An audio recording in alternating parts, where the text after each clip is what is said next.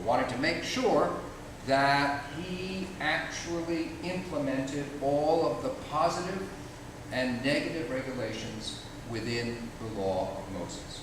For that reason, he actually himself became a Pharisee, which was unusual for someone living outside of Israel, and traveled to Jerusalem for the purpose of perfecting his understanding of the Torah.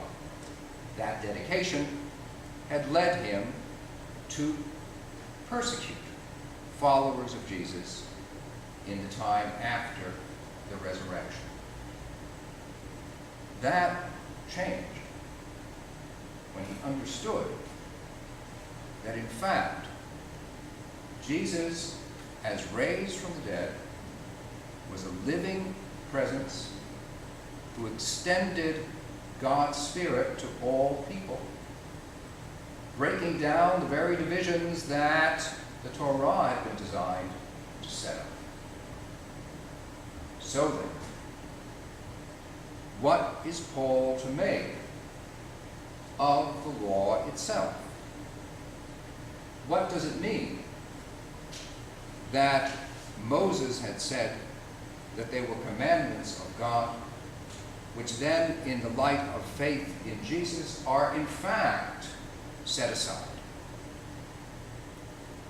Paul here makes the comparison between the law of Moses and what here is translated, and it's a good translation, I'm not going to complain about it too much, what is translated as custodian. The Greek term is pt2. A custodian is someone in the ancient world who would bring you to school. If you were the child of an aristocrat, the pt2 would take you by the hand and make sure that when you went out of the house in the morning, you in fact ended up at school and not in the agora, not in the marketplace, or not in any other even less savory area of town. The job of the pt2, in other words, the custodian, is simply to get you there, so that you will actually then, within the schoolhouse, come to acquire knowledge.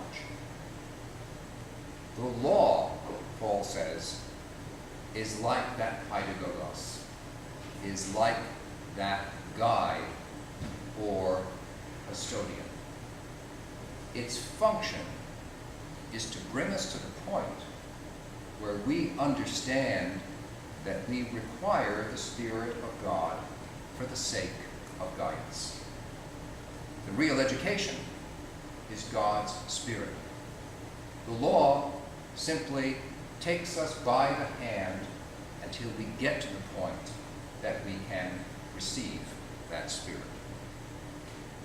That would be the reason, as Paul explains, that there are elements of the law which a person literally cannot keep.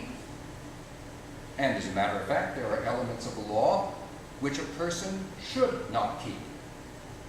Even in my worst moments, I am not at all tempted to follow the Torah and stone my sons when they are disobedient. I might dream about it from time to time, but I actually don't believe that there be any righteousness in doing it. Why would you have laws that are manifestly not to be implemented as they are written? That's an example in Paul's insight of how it is that we are righteous, not by our keeping to convention, but by our use of convention to arrive at that place where, with Spirit, we can undermine those divisions, Jew-Greek, slave-free, male-female, which inhibit us from realizing what it is to be the children of God. This, for all of us, is an ongoing task in differing settings. Those settings come to us as a gift.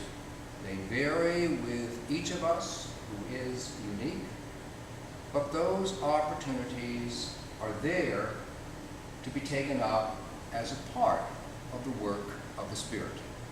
Many of you know that I'll be off and away tomorrow. This year, I'm not going first of all to France, I'm going first of all to Israel. This is part of a task that the Bishop of New York has given me to head up the Committee of Jewish and Christian Relations for the Episcopal Diocese of New York.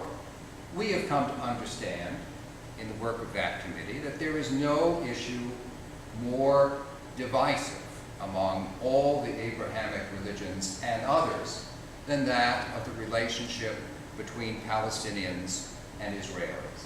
So I'm going across, I'm leading a group of bishops and other clergy for the purpose of interviewing politicians and journalists and business people, see how serious it is, and lawyers, see how really serious it is, and educators as well as religious leaders, simply in the first instance in order to understand and in order to pose the question, how can we witness the power of Spirit by attempting to overcome divisions in such a way that progress can be made. The work that we undertake can be far away, or it can be quite near to home. But it always remains the same work. And it often is helpful for us to remember, as the season of Pentecost in particular reminds us, that this work that we undertake is work in which we never get tired, because it's not our work. It is the work of Spirit. It is God's Spirit that is instructing us that we are God's children, and that gives us the understanding and the insight to overcome what impedes us from understanding that ourselves and from giving that understanding to others. Now to God, Father, Son, and Holy Spirit, be ascribed as is most justly due, all might, majesty, dominion, and power, this day and forevermore.